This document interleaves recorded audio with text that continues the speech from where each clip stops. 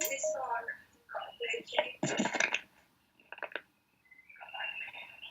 just taken out what you're pouring, haven't you?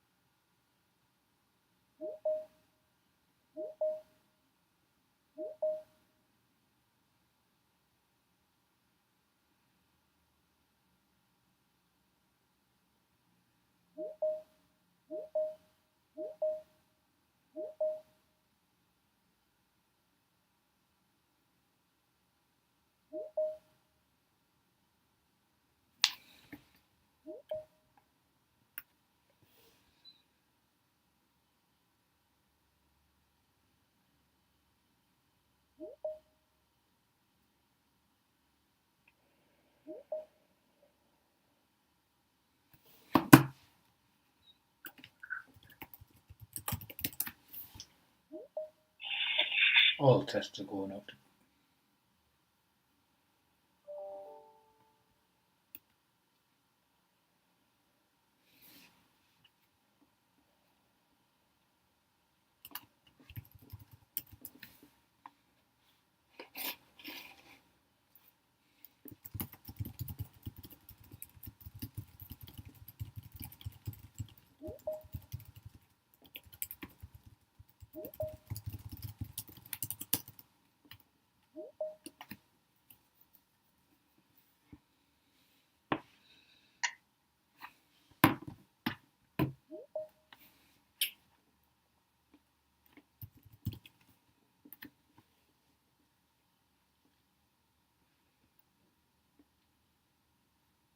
Welcome everyone. We'll start in a moment when a few more people have joined.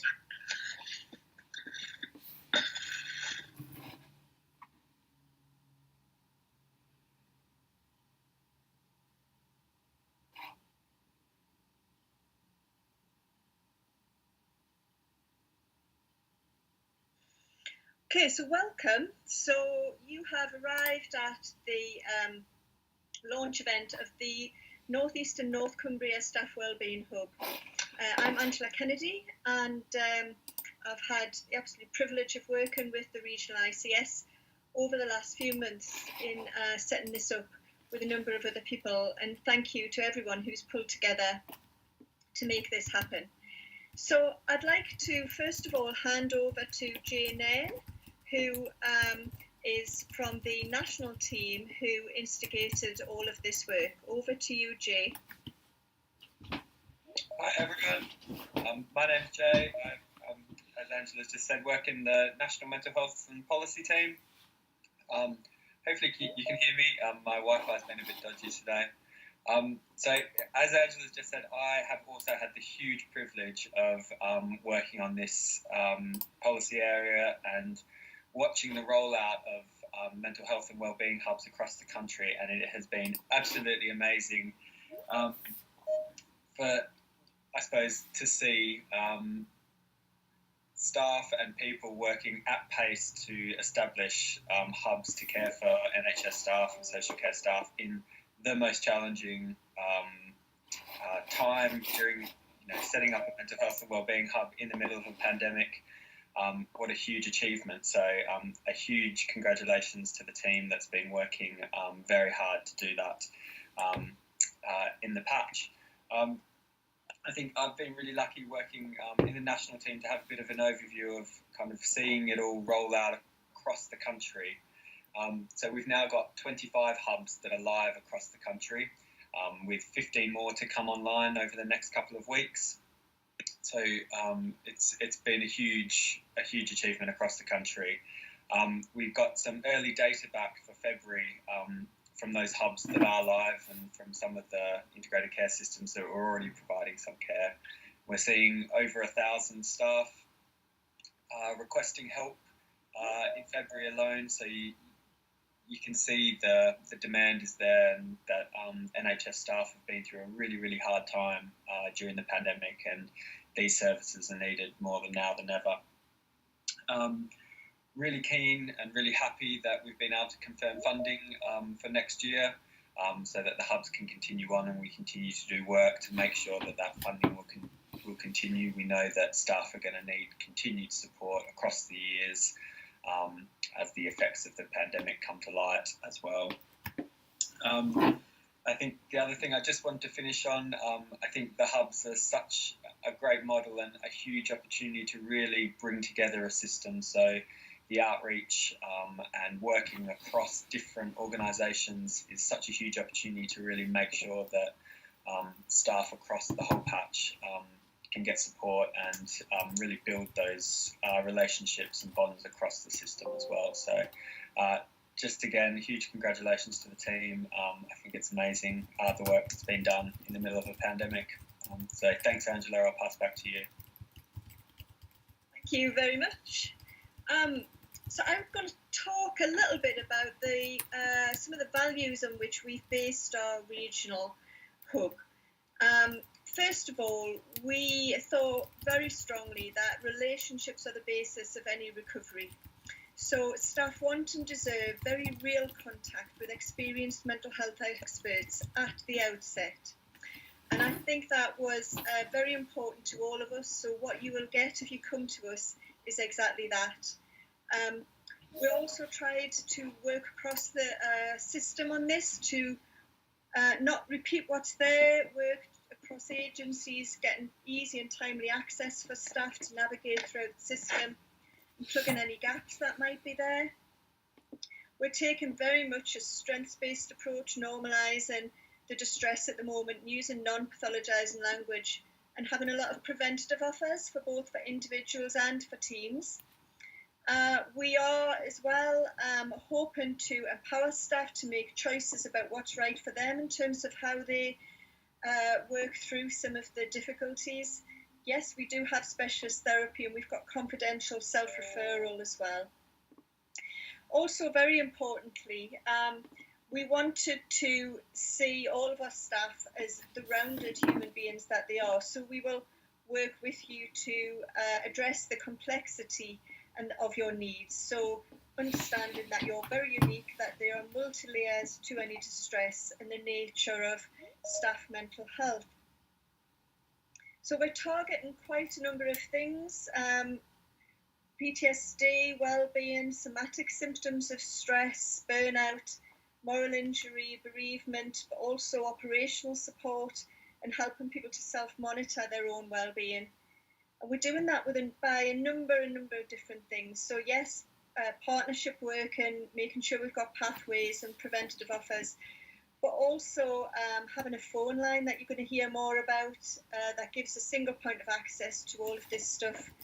Really having a list of all of those various offers and working out which are the best ones for each person.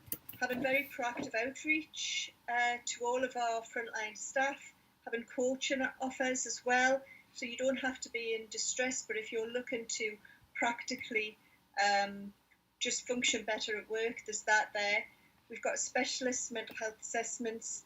We've got locally commissioned health education webinar series, experiential learning around the kinds of things that we all are facing, like the impact on our on family life and the stress that's being caused there.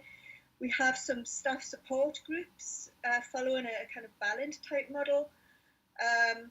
And we have also some wellbeing monitoring that you're going to hear about later. And you don't need to understand all of this, but this is our pathway. Basically, if you contact us through email or the phone line, if your manager contacts us for your team, if other people refer to us, we will have a conversation with you from a very experienced clinician at the front end, who will help identify what you need, signpost you on if appropriate, just deal with your immediate distress, and refer on if you need to. We have lots of things that we can help you to access, including some things that are going to be highlighted later, but trauma-informed yoga, biofeedback, so lots of other things as well. And now I'm going to hand over to Jamie Dipton to tell you more about the helpline. Over to you, Jamie. Hello, good morning. Hello, everybody. Lovely to see so many of you, all sitting here in my front room. And yes, my name is Jamie Dipton. I'm a consultant clinical psychologist. And like others have said, it's been a great privilege to be part of this. I absolutely believe in the NHS. And as a supervisor and colleague, I've often been struck by how it's the how of what we do, as much as what we know, and the compassion we hold as caring professionals. The helpline's been really important in sustaining some of that ethos in the health service, initially within CNTW and then broadening out. And it's really pleasing that it's been co-opted by the ICS Well-Being Offer, and flagrantly piece of advertising for the helpline. It's also all on our website. And excuse me, could I have the next slide, please? I thought I would just put some quotes from staff who called the helpline. I haven't taken any notes. I feel that these speak for themselves.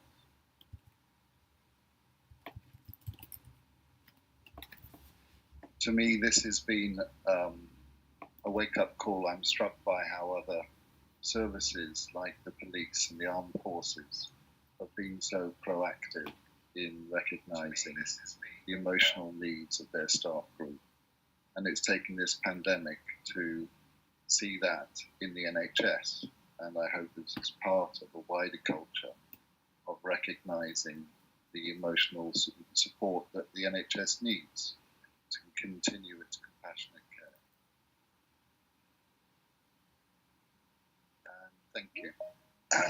I thought I'd just walk you through some of the themes from the staff the helpline.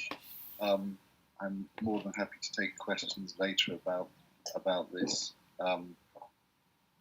But some of the things that come through is that people want to be at work. They often feel very guilty that they're not at work. Their work is very much part of their way of thinking about the world. This is often a vocation to people, not just simply a job. And you'll see that we're doing a lot of work supporting managers and senior staff. There is a phrase that the fish rots from the head downward, I think said about Solomon the Magnificent. But this idea that we need to help those managers because they so often offer the lead in terms of compassion for a system. But that we hear from the staff that sometimes this isn't always easily being offered. There's something which I've come to call a sort of triple whammy, whereby people are experiencing COVID both in the workplace, in their personal lives, and then having to return to a place where this very real threat, which is particularly being traumatic to them, without any easy sense of processing this unprecedented experience makes them feel exceptionally anxious and nervous. One of the things that we've talked about from the start on the helpline is to not pathologise people's responses, that what they're experiencing is an understandable reaction to extraordinary circumstances. I'm really pleased that we have exceptionally experienced helpline therapists who staff the line, often of consultant grade or people who've been around, and their capacity to normalise and validate their fellow colleagues, I know has been unprecedented. It is a space to stop and think. Currently, we offer at least 50 minutes to people. It's a place to listen and talk without judgment and compassion. One of the things we're learning is it's different from our usual therapeutic encounters. We have very experienced therapists who are perhaps used to making interpretation and talking as colleagues. That's not always appropriate in this context. What's noticed is that people often have predisposing experiences that make them vulnerable to the current circumstances. That's not always the case because of the unprecedented nature of it. But sometimes it's just keeping that in mind rather than engaging with the person calling. I just wanted to say we often services offer debriefing, and although really well intentioned, I think at times it can further accentuate and distance people from the trauma. That's done, if you like, and the timing isn't always easy in terms of the psychological processing of difficult experiences. And I've been very struck, and you'll hear more about moral injury later, using a moral injury framework and alongside validation to acknowledge the truth of people's experiences and offer some reconciliation. Finally, it's just been very useful. It's just been incredibly useful. People have called and they've come away feeling like they can carry on. That's what I want to be involved in. That's what floats my boat and other members of the team, and it's been a real privilege to be part of. There'll be time for questions later, but at the moment I'm going to pass on to Lynn Williams, who's our clinical development manager.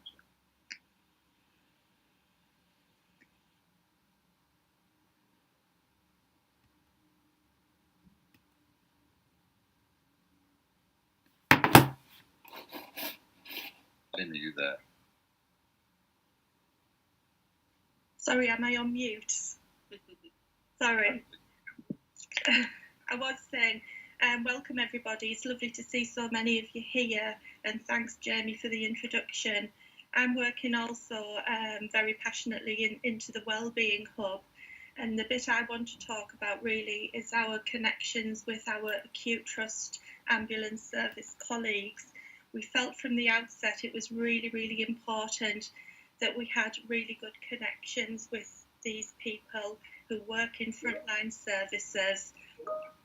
We're aware that you're all doing really good local stuff as well in terms of staff well-being, and you all have slightly different approaches and models. But we felt it was really important that what we needed to do is get sort of an overview of all of that and sort of work, have some link staff. So you have a face that we can come and visit you, you get to know us, we find out what you're doing, you find out what we're doing. So in terms of the Wellbeing Hub, the staff in the spoke models, as you can see on the slide, we have our Debbie Strachan, who's a psychologist, who's working, her link is with South Tees and Acute Trust and the Newcastle Hospitals Trust, and that will be moving forward from the 1st of April in terms of Newcastle. We have Christina Gray, psychology assistant, who's working with our care homes across the region and doing some excellent work with them. We also have Samantha Swift, an assistant psychologist who's working as our primary care link. And although primary care is a massive area, she is working with key people in that area to make sure sort of the word is spread across there. We've got Claire Chapman, who Claire is working with the North Cumbria Integrated Care Trust. That will be from April moving forward. And also Claire is working with NIAS, the ambulance service, alongside Paris Patel, who's looking at some research within that particular service itself. We also have Sarah Hudson, who is moving forward from April, will be our South Tyneside and Sunderland link, and also County Durham and Darlington link person with that. And then myself, I've been covering North Tees and Hartlepool Foundation Trust, Gateshead Trust, and moving forward also Northumbria Healthcare Trust.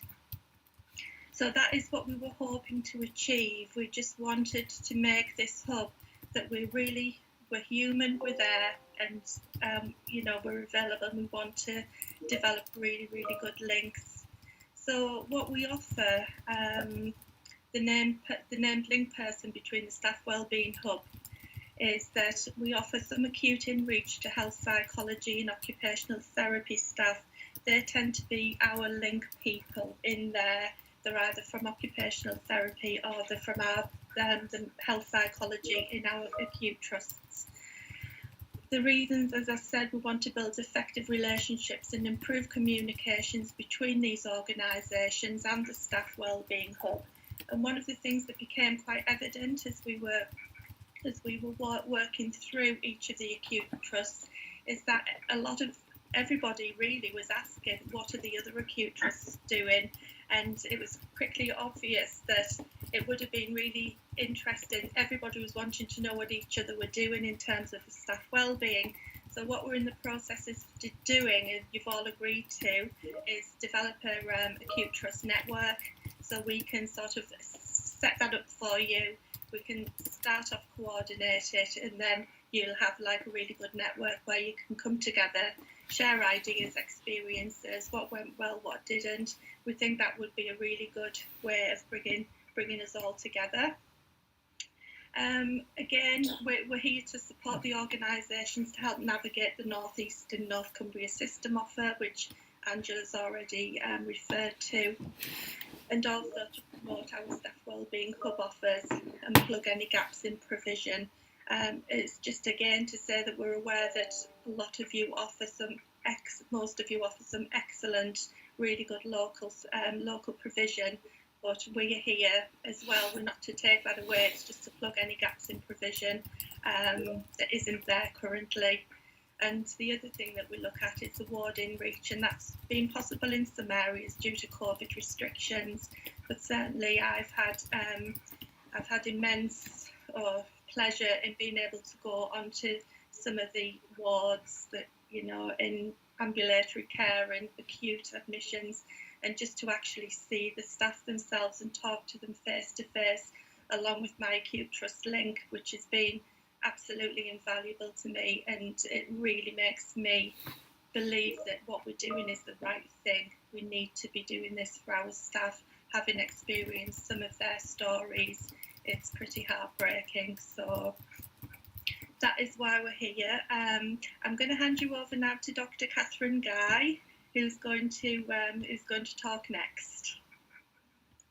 Yeah, hi. So, as mentioned before, moral injury has come up quite a few times when we've been talking to staff, and we've been doing some work as a multi-agency group in this area, so I'm just going to talk a little more about what it is and what we found.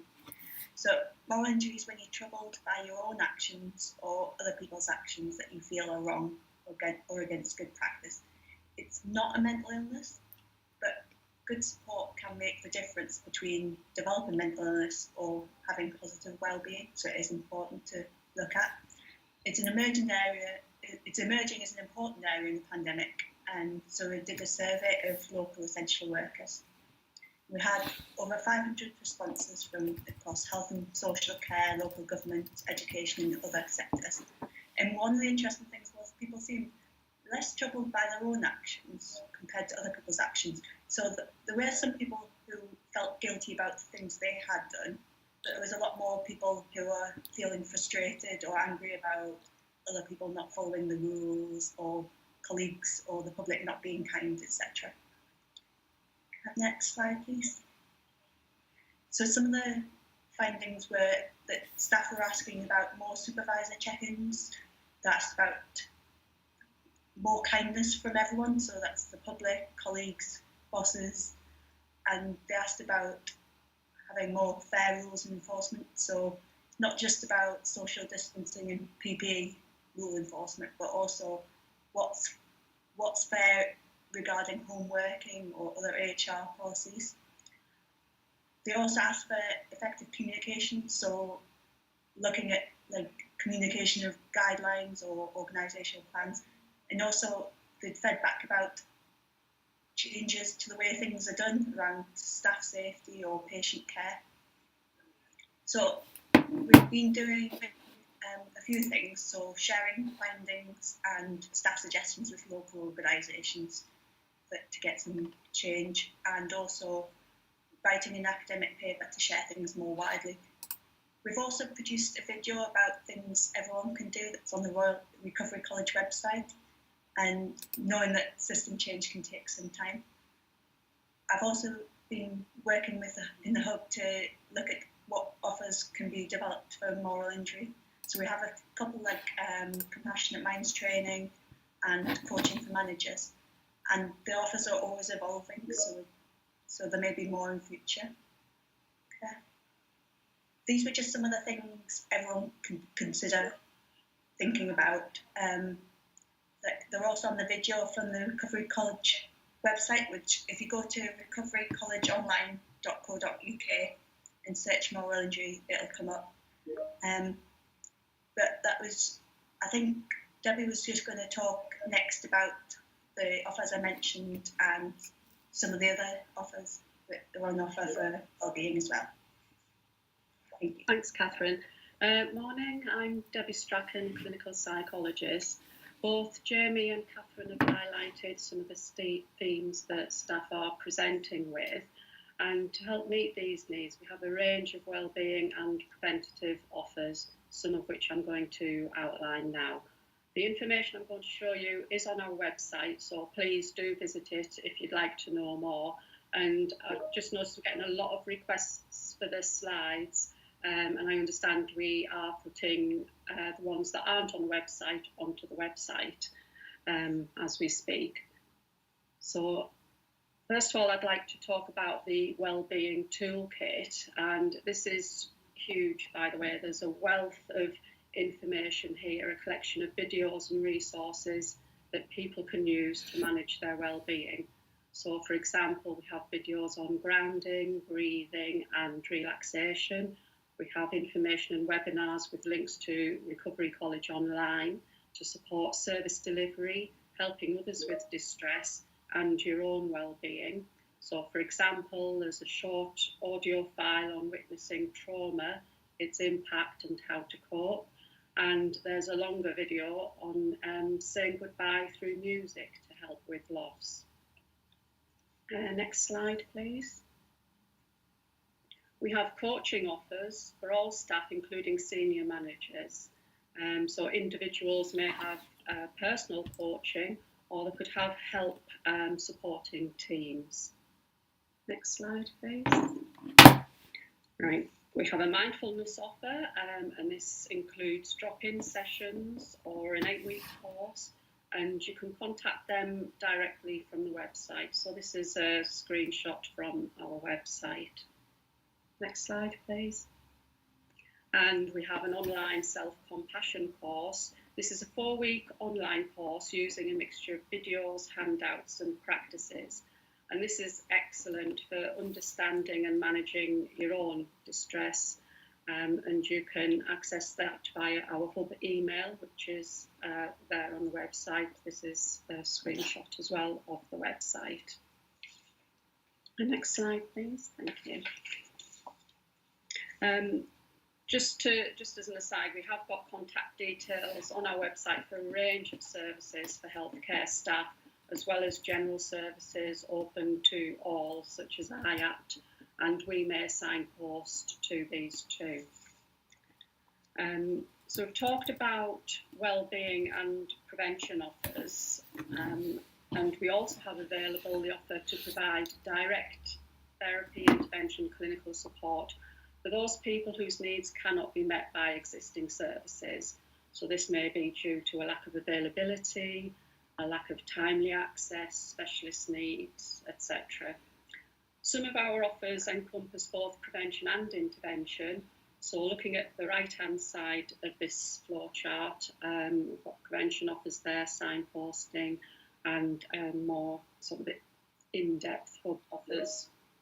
We're a small number of experienced qualified mental health professionals offering a range of interventions, including trauma-informed care, trauma-focused therapies such as CBT, EMDR, generic CBT, integrative therapies, Ballant groups, music therapy, amongst others. So we offer contact via phone, MS Teams, or face-to-face if required and if it can be facilitated. Our aim is to be flexible and inclusive in who can access what we offer. Our offers are evolving all the time to meet needs. So we have trauma-informed yoga and GTEP, that's a group version of recent event protocol focusing on traumatic events or distress. And they're coming soon. We have very inclusive criteria, but must fall under the hub geographical region, and I think that was placed in the chat. There was a map of the region that we cover. Regions outside of our region are covered by other hubs, so it's based on where people work, and you can access us through a number of routes which Angela has already outlined, but you can see down the left-hand side of the diagram, and people can self-refer as well. So just to say, we want to be as responsive to need as possible. So when signposting, we will support people accessing those services if necessary. So if they need help accessing them, we're not just going to ask people to go off and refer themselves necessarily. Because we're working with colleagues, confidentiality differs to, say, IAP services, for example. So that might be a reason that staff may prefer the hub contact in first instance. And although we aim for a timely response to referrals, and we are very timely, we're not an urgent or crisis service, and usual protocols for managing risk and crisis should be followed. Meeting the needs of our colleagues, the health and care staff, is central to what we do, as my own colleagues have already mentioned. And indeed, it's central to this diagram that you can see as well. So any offers or signposting follow a collaborative conversation with the staff member. I'm now going to hand over to Paras Patel, who is going to discuss the Wellbeing Diary.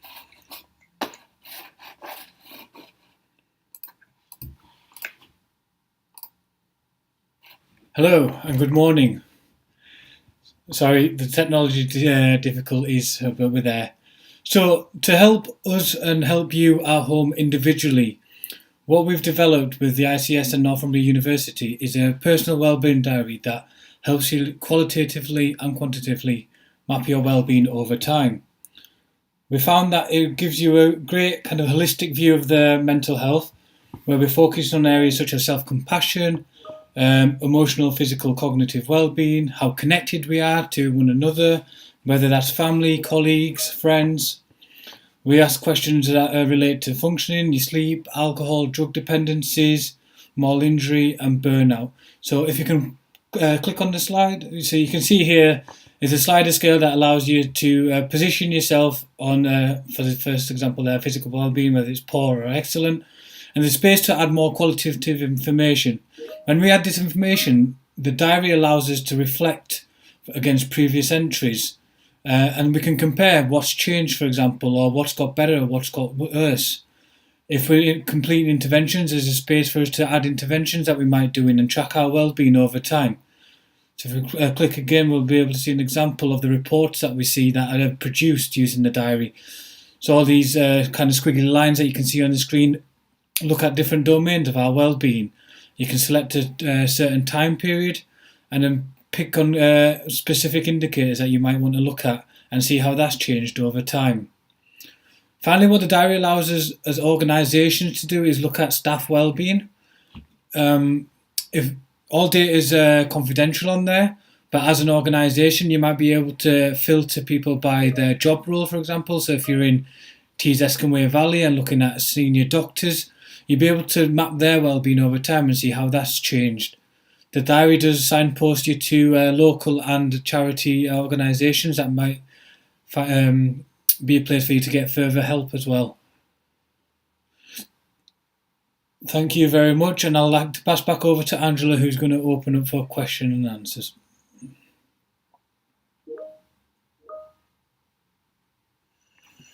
Yeah, hello everybody. So we now have some time to take questions. I don't know if there's been any questions already in the chat, but if not, perhaps you can raise your hand if you have anything.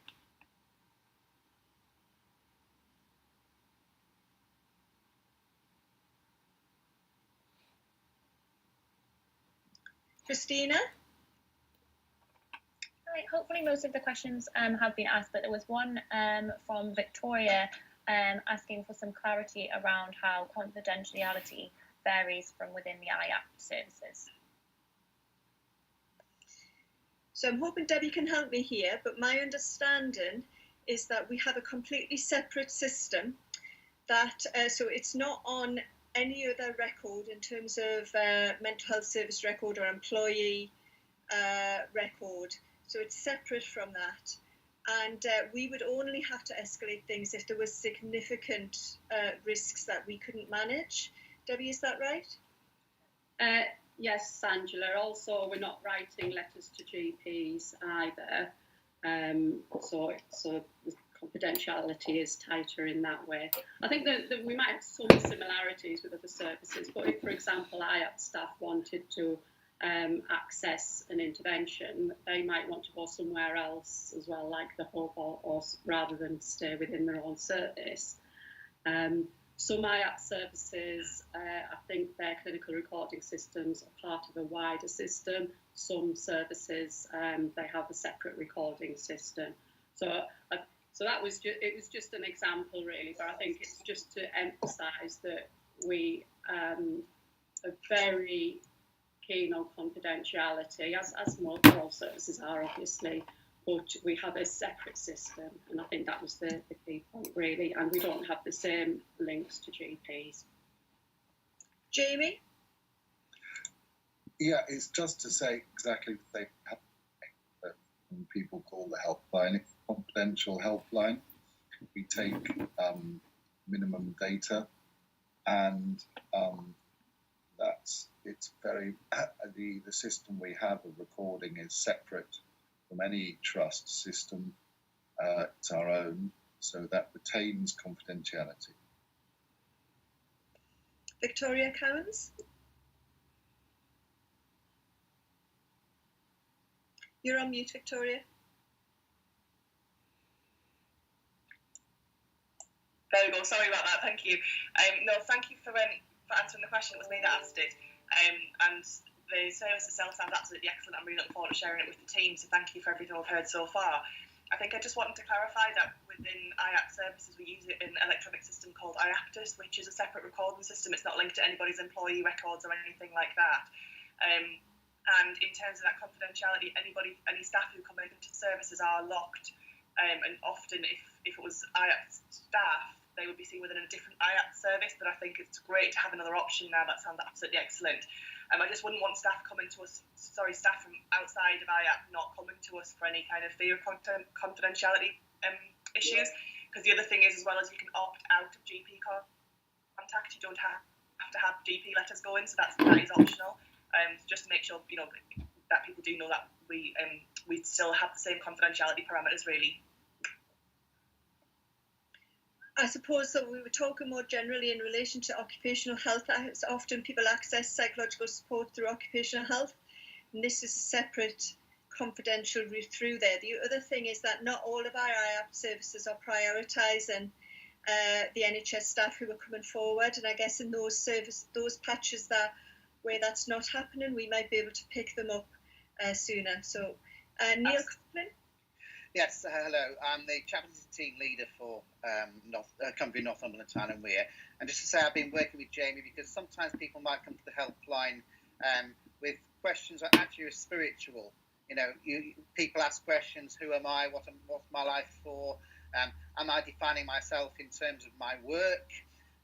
How do I see myself as a person? And just to say, I'm also working with Jamie to make sure that everyone is able to be linked with their own chaplaincy team. The only trust that doesn't have a chaplaincy team is the ambulance service, but we're offering a CNTW to pick that up if necessary. So, and similarly with the confidentiality, we in terms of what Angela was saying about other services, we don't record things or pass things on, so it's another opportunity for staff to get emotional support sometimes too, which chaplains have been offering for many years, and we're able to do that where we feel that's helpful. Sometimes people forget that chaplains are available for staff as well as patients, and also that chaplains aren't necessarily religious, but we offer that other support. Thank you.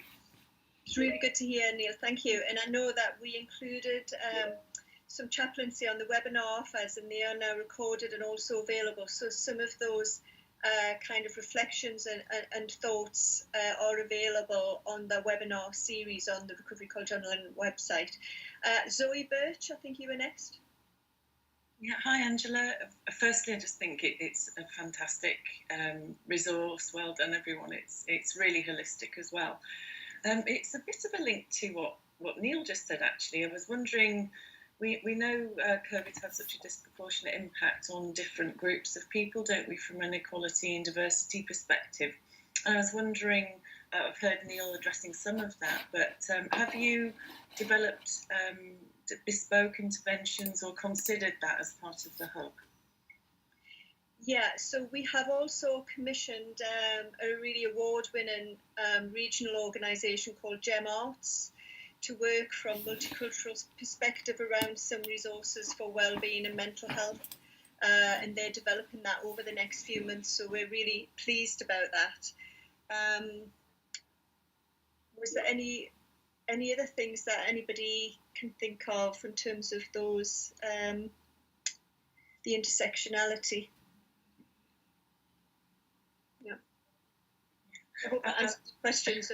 No, it does. And I remember now you talking about Gem Arts before. I think there's a lot come out recently after International Women's Day about women as well, hasn't there? And I think the thing is, this sounds like such a holistic offer that you would hope that different groups would be able to access different things. So yeah, we had some early conversations around the domestic violence issue that can also be affecting our staff, and so yes, we probably need to pick that one back up and kind of just make sure that they are delineated a little bit more, so we can task ourselves with that. I think it's a good point. Christina. Hi, somebody just asked in the chat just a quick question about the Well-Being Diary for Paris. Is this intended for NHS employees only, or are we able to share it more widely? Well, it's primarily intended for health and care colleagues at the moment. Of course, we could open it up, but if we open it up to too many other organisations right now, we're going to get,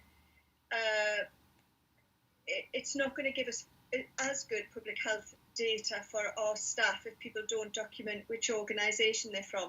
So if you're from a non-health organisation, then please do contact us, because we can work with you around how you could get access to it. But at the moment, it's for any health organisation, even if it's not NHS. So I hope that answers your question. Lynn Williams? Yeah, just going back to Neil's point, I just wanted to really reiterate to Neil that I've experienced the good working relationships with the chaplaincy in some of the acute trusts, and it's been phenomenal, and I know that it is really, really very well valued as well, so working with them. So I had meant to mention that in my little bit, so I just wanted to acknowledge that, Neil. Yeah, thank you. Can I also just reply to Zoe as well? When we are under stress, we default to our base cultural frameworks, which may well be our religious background.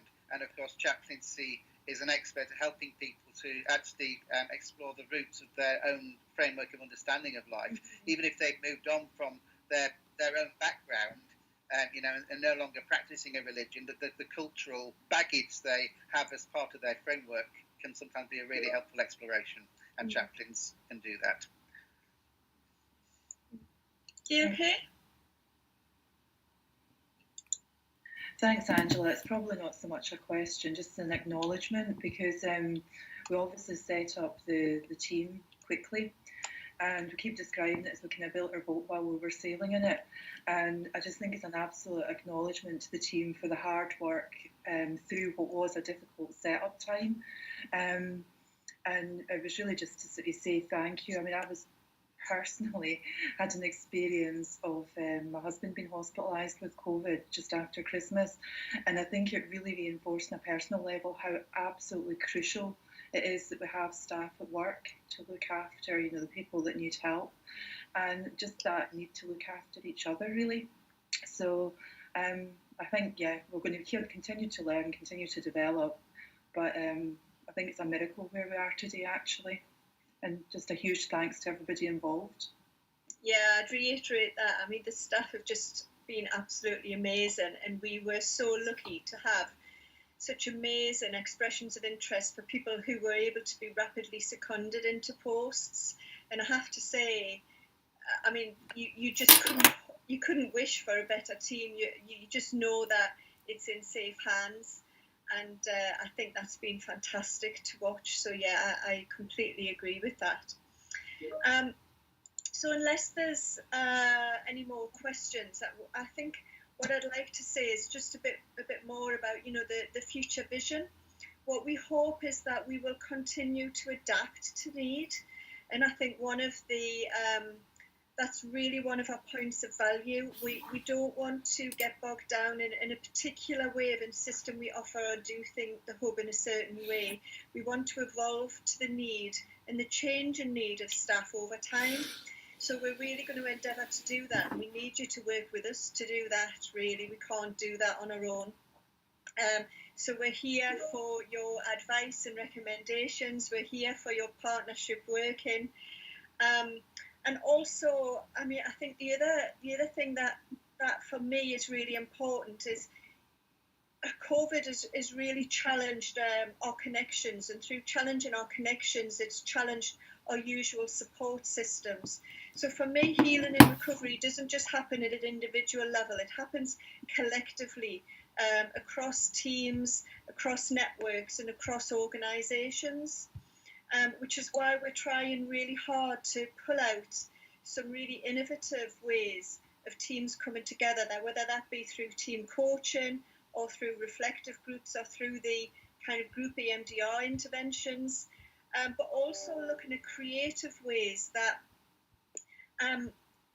through millennia, before we had therapies, which are obviously really important, we healed through our creativity and having spaces where those things were expressed and transformed into something else bigger than the individual. So we are soon to be doing some playback theatre, where we've commissioned a really sound mental health organisation to listen to some of your stories and experiences, and they will act that out, create something for us that is bigger than the sum of its parts, that will then be available as a resource. We're also looking at a big music event in June, so if you or you know any colleagues who are musicians who might want to perform alongside some stars, please get in touch with us.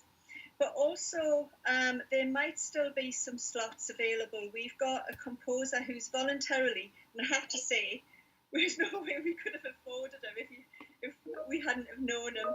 But he's voluntarily offered to pull some compositions, to create some compositions based on staff's experiences, using words and musical tones to express something of that journey. And I've sat in some of those workshops already, and I have to say, it's just amazing to watch that transformation from the experience to the piece of art that's being created. And they will also be showcased at that event in June.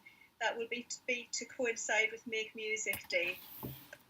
So I'm really pleased to be here, and I think it's astonishing we've done so much and set so much up in a short period of time. Our strapline is "Hub's the word," and please join our journey, and that's what we're hoping you're going to do.